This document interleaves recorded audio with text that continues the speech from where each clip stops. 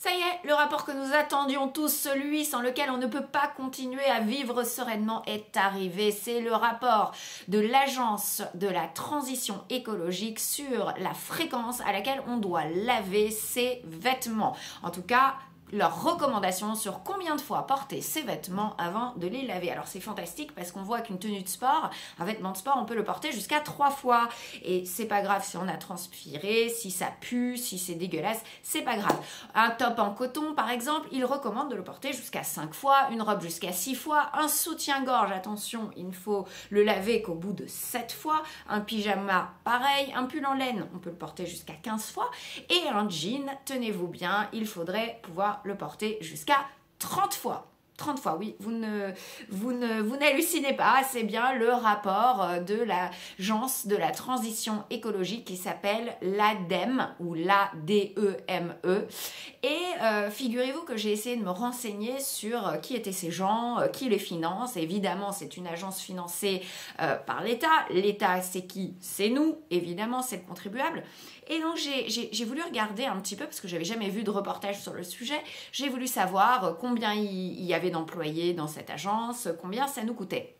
Alors, j'ai trouvé un organigramme, en tout cas un internaute m'a envoyé un organigramme extrêmement complexe. J'ai réalisé qu'en fait, il y a plus de 1400 personnes qui travaillent dans cette agence. Et pour ce qui est du budget, ils ont eux-mêmes publié un communiqué de presse en 2023 qui dit ceci: un budget de 4,2 milliards d'euros et des moyens humains renforcés pour l'ADEME en 2024. Donc ça, c'était le budget pour 2024, 4,2 milliards d'euros. Il faut préciser que donc la répartition du budget est assez complexe parce que sur leur site on voit qu'en fait leur coût budgétaire était évalué entre 1,2 milliard et 2,65 milliards. Enfin il y a des données un petit peu pas contradictoires mais un petit peu différentes. Ça ce sont les données officielles sur leur site. Mais donc voilà, selon leur propre communiqué de presse, ça nous coûte 4,2 milliards d'euros. Ce qui finalement rend le milliard 4 dépensé pour nettoyer la Seine, finalement ça fait pas le figure à côté de ces 4 milliards 2 pour l'agence sur la transition écologique. Ça n'est pas le coût d'une transition écologique pour le pays, ça c'est juste l'agence de la transition écologique. Donc on comprend, vous voyez, on se demande tout le temps où va l'argent, on comprend pas, il n'y a plus d'argent dans les hôpitaux, il n'y a plus d'argent dans les écoles, il n'y a plus d'argent pour la police, pour la justice, et en fait on découvre des choses comme ça pour finalement aboutir dans des rapports sur combien de fois porter ses vêtements avant de les laver. L'État qui rentre absolument de plus en plus dans notre intimité après la crise sanitaire où on nous donnait des recommandations et même des impositions sur combien être à table, où papy et mamie devaient manger la bûche, dans quelle position corporelle il fallait boire son café. Voilà, là on en est à nous expliquer combien de fois par mois il faut laver son soutien-gorge et apparemment un jean, c'est une fois par mois puisqu'on peut le porter 30 fois avant de le laver. C'est absolument scandaleux. Et donc, évidemment, c'est au nom du bien, comme d'habitude, c'est au nom de protéger la planète. Sauf que pour moi, tout ça, toute cette technocratie qui sert finalement à recycler des copains, à placer en pantouflage des gens qui vous ont rendu des services, à faire des petits renvois d'ascenseurs. D'ailleurs, on aimerait savoir à combien s'élèvent les salaires de ces gens, parce qu'il faut savoir qu'il y a, par exemple, pour cette agence, 17 directions régionales. D'accord? Donc pas une direction, il y a 17 directions régionales. Parce qu'une direction nationale, ça ne suffisait pas. Et il y a des directions diverses et variées qui ont des titres toujours très originaux, très créatifs, comme la direction exécutive prospective et recherche, la direction exécutive expertise et programme, la direction exécutive territoire, la direction exécutive mobilisation pour la transition écologique, la direction de la supervision des filières REP, responsabilité élargie des producteurs, le secrétariat général, la direction Europe et internationale et la direction des ressources humaines, parce que sinon c'est pas drôle. Donc il y a évidemment aussi des représentations dans les territoires d'outre-mer, et ça c'est évidemment normal quand il y a des représentations régionales, mais voilà, donc ça fait plus de 1400 personnes pour pondre des rapports comme ça. Et alors pas que ça, évidemment, ils disent qu'ils travaillent à une réadaptation sur le terrain de certaines industries, certains secteurs en énergie renouvelable. Enfin, tout ça est très flou, très obscur, et on voit qu'en fait, il s'agit d'écologie punitive, comme d'habitude, qui prône une écologie de la sobriété, de la décroissance, qui est une catastrophe. On le voit actuellement sur toute notre économie, et on voit que ces montants qui sont utilisés pour toutes ces agences sont colossaux, alors qu'on vit une crise colossale de la dette, une crise du budget, c'est abyssal, et que tous les jours c'est un concours Lépine à l'Assemblée nationale pour nous trouver de nouvelles taxes, des nouveaux impôts pour les Français, pour emmerder les gens, pour les faire payer, pour finalement c'est un racket organisé, alors qu'il y a, tenez-vous bien, pas que cette agence, on va pas stigmatiser cette agence, il y a 1200 agences d'État en France qui nous coûtent 80 milliards d'euros. 80 milliards d'euros. Voilà, pour pondre des rapports comme ça et rentrer dans notre intimité et finalement aboutir à emmerder les Français, à faire des régulations au lieu de produire des choses concrètes pour notre économie et de faire avancer le pays. Donc voilà, ce serait comique si ça n'était pas si tragique.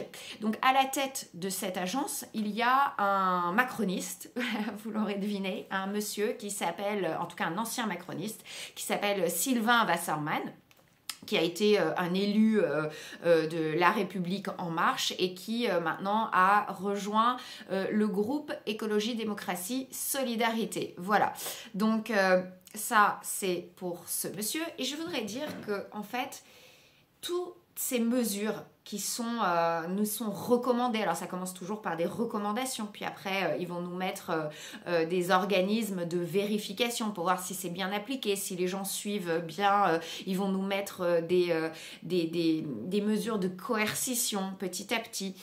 Cette agence-là, il faut savoir qu'en 2022, elle avait sorti un rapport en disant qu'à l'horizon 2050, il faudrait que l'énergie en France soit 100% renouvelable. Donc, quid de notre avantage nucléaire qui en plus est déjà décarboné.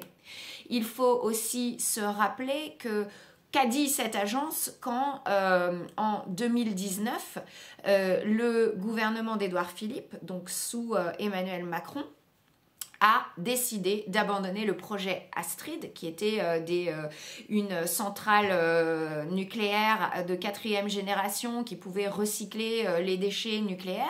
Et donc, voilà, sous l'impulsion du ministère de la Transition écologique et solidaire, donc le même ministère qui est au-dessus de cette agence de l'ADEME de la transition écologique, conjointement avec le commissariat à l'énergie atomique et aux énergies alternatives, le CEA, ont pris cette décision, en tout cas ont recommandé cette décision au gouvernement d'Édouard Philippe, qui a donc mis fin à ce projet Astrid qui nous aurait donné certainement un avantage plus pérennisé en matière de nucléaire. Et on a vu qu'après, Emmanuel Macron a fait un revirement sur le nucléaire en décidant de relancer la filiale, mais on avait perdu beaucoup de temps, on n'avait pas fait les maintenances nécessaires. Enfin bon, il y a eu beaucoup de mauvaises décisions qui ont été prises et des virages à 180 degrés.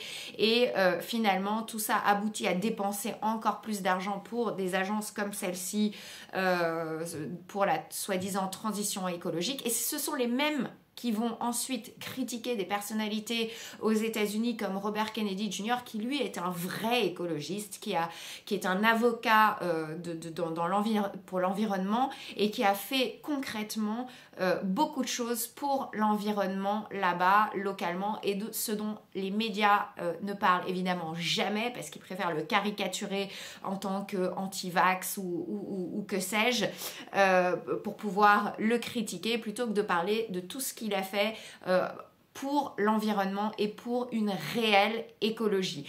Tout ça, tous ces rapports, ces comités Théodule, ces rapports ubuesques, cet envahissement de notre intimité s'ajoute évidemment à d'autres mesures absolument folles qui sont en train de créer d'accentuer la crise du logement, comme je pense au DPE et l'interdiction aux logements de telle ou telle catégorie d'être loués ou même vendus, qui va renforcer une crise du logement. On est déjà dans une situation catastrophique.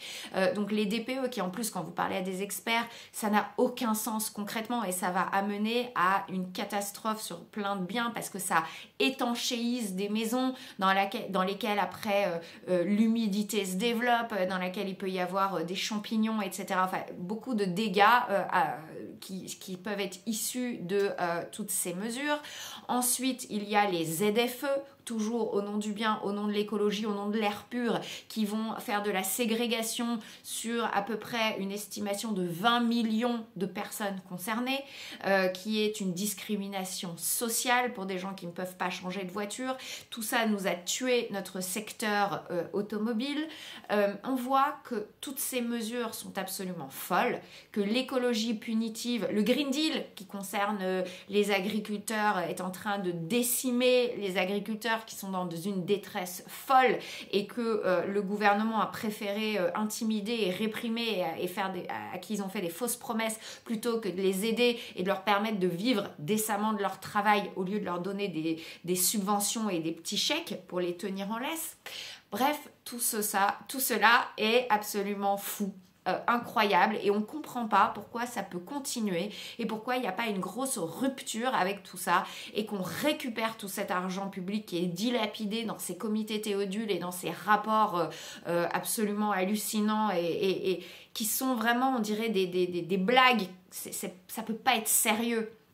Voilà, et qu'on reprenne un petit peu le contrôle, qu'on reprenne notre souveraineté et que la population reprenne les rênes de tout ça et le contrôle de tous ces budgets, de tout cet argent qui est dilapidé absolument partout pour en plus nous punir en tant que citoyens, nous faire culpabiliser et voilà, c'était mon petit coup de gueule de la journée et vous pouvez trouver très facilement ce rapport sur la fréquence à laquelle il faut laver nos vêtements et on voit vraiment qu'on est arrivé au bout du comble de cette technocratie qui est inefficace, qui est médiocre et qui est franchement au final assez malveillante envers les citoyens. À bientôt.